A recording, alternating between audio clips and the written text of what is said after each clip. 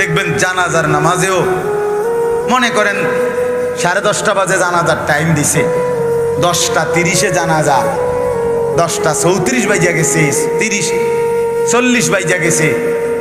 কিছু মানুষের এই পরিমাণ অস্থিরতা, এই মিয়া টাইম টেবিল ঠিক রাখো না, কইলা 10:30টায় জানাজা, 10টা মিনিট ওভার হয়ে গেছে, কতক্ষণ খাড় করায় রাখবা? মানে উনি ব্যস্ত, ওনার এই 10 মিনিট সময় নাই। আল্লাহর কসম বন্ধু, এই মানুষটাও এরকম ব্যস্তই ছিল। যে মানুষটার জানাজা হচ্ছে এখন, যার লাশ এখানে শোয়ানো, এই লোকটাও এমন ব্যস্তই ছিল। তার হাতেও একদিন সময় ছিল না। আজ গোটা পৃথিবী সব আগার জায়গায়, এই বেচারা শুধু নিস্তব্ধ। চোখের সামনের জলজ্জান্ত মানুষটা স্তব্ধ, আর হাত নড়ে না, পাও নড়ে না, আর চোখ নড়ে না, জিহ্বা নড়ে না।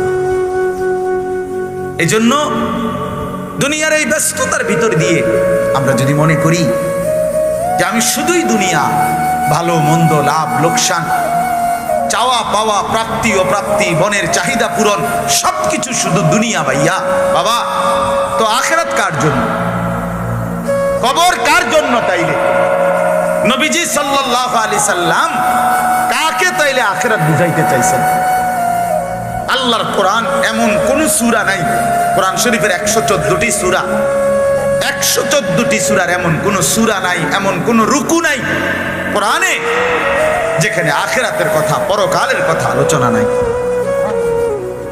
এই পরিমাণ আল্লাহ তাআলা আখিরাত, আখিরাত, পরকাল, পুনরুত্থান, হাসরের মাঠ, এগুলো আল্লাহ তাআলা এতবার বলছেন, অস্বীকার করার, পাশ কাটার কোন সুযোগ নেই, কোন সুযোগ নেই। কোরআন শরীফে আছে সূরা মুলকের মধ্যে, জাহান্নামী যখন চিৎকার করবে, জাহান্নামের ফেরেশতারা তখন বলবে, আলাম ইয়াতিকুম নাদির, এই নাফরমান, তোমারে কি কেউ কোনোদিন জাহান্নামের ভয় দেখায় নাই? ক্বালু বালা, সে বলবে হ্যাঁ, ক্বাদ জাআনা নাদির, আমার কাছে বহু ভয় প্রদর্শনকারী বান্দা এসেছিল। কত ইমাম, কত খতিব, কত আলেম, কত ওয়াইজ, কত বক্তা, কত পীর, কত মাশায়েখ, কত আউলিয়া, কত বুজুর্গ চোখের পানি ফেলে ফেলে বারবার বারবার আমার এই জাহান্নামের কথা বলছিল, কিন্তু ফাকাদ্দাবনা, আমি মিথ্যা মনে করেছি। ওয়াকুলনা মা নাযালাল্লাহু মিন শাই, আমি আরো বলছি এগুলো আল্লাহ বলে নাই, তোমরা মোল্লারা, মুন্সিরা তোমরা বানায়া বানায়া বলো।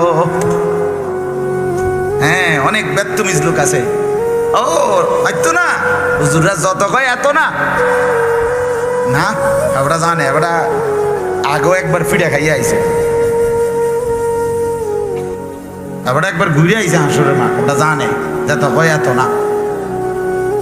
ও কইতে লাগলে সবাই কয়, বাড়াইয়ে কয়, মাইক ফাইলে কে না কয়। এই সমস্ত বিদ্রুপ আলেমদের কথাকে আপনি অবজ্ঞা করলেন।